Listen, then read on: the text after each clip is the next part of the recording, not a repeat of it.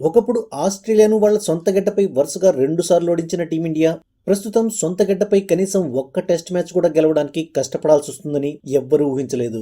South ఆఫ్రికాతో జరిగిన first test లో 124 runs ను కూడా చేస్ చేయలేక ఓటమి పాలైంది టీమిండియా. అటువంటిది ఇప్పుడు సెకండ్ టెస్ట్ లో ఏకంగా సౌత్ ఆఫ్రికా 549 పరుగుల టార్గెట్ ను టీమిండియా ముందుంచింది. అయినప్పటికీ కేఎల్ రాహుల్, యశస్వి జైస్వాల్ వంటి స్టార్స్ చెలరేగితే చేస్ సాధ్యమేనని ఎక్స్పెక్ట్ చేశాం. కానీ యశస్వి జైస్వాల్, కేఎల్ రాహుల్ ఇద్దరూ వెంటనే పెవిలియన్ చేరారు. దాంతో 4వ రోజు ఆట ముగిసే సమయానికి టీమిండియా 2 వికెట్స్ కోల్పోయి 27 రన్స్ మాత్రమే చేసింది. ఇక మ్యాచ్ గెలవాలంటే టీమిండియా చివరి రోజు 522 రన్స్ కొట్టాల్సి ఉంటుంది. దీన్ని బట్టి చూస్తే ఈ మ్యాచ్లో టీమిండియా గెలవడం దాదాపు అసాధ్యం. అయితే గట్టిగా ఫైట్ చేయగలిగితే కనీసం మ్యాచ్ డ్రా అయినా చేసుకోవచ్చు, లేదా టీమిండియాకు అదృష్టం కలిసొచ్చి వర్షం పడితే మ్యాచ్ సేవ్ చేసుకోవచ్చు.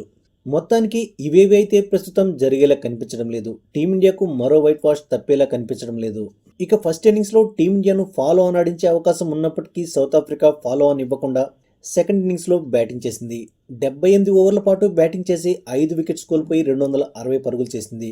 దాంతో ఫస్ట్ ఇన్నింగ్స్ లీడ్తో కలుపుకొని 540 పరుగుల టార్గెట్ను సెట్ చేసింది. ఇక అనంతరం సెకండ్ ఇన్నింగ్స్ను స్టార్ట్ చేసిన team India openers Yashasvi Jaiswal, KL Rahul 2 wickets కోల్పోయింది. ప్రస్తుతం క్రీజ్లో సాయి సుదర్శన్తో పాటు కుల్దీప్ యాదవ్ బ్యాటింగ్ చేస్తున్నాడు.